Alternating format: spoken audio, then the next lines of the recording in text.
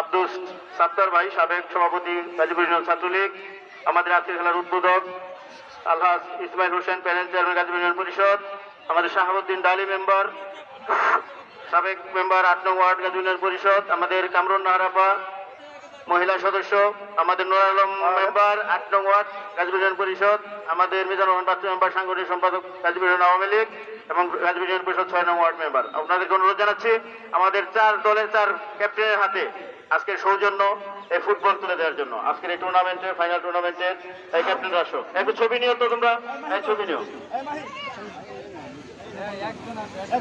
এই ব্যান্ড বাটো এখানে গেছেন কেন? একটু বল টল দিতে আছে, আপনারা একটু থাকবেন, পরে যাবেন বাজান।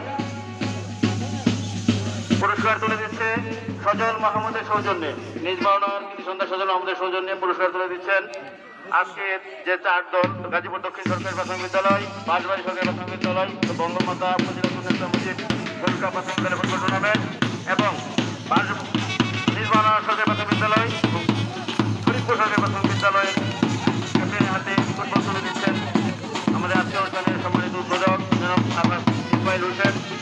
ফুটবল তুলে দিচ্ছেন আব্দুল সাত্তার মেম্বার, সাবেক সভাপতি গাজীপুর ইউনিয়ন ছাত্রলীগ। ফুটবল তুলেছেন শাহাবুদ্দিন মেম্বার, সাবেক সদস্য গাজীপুর ইউনিয়ন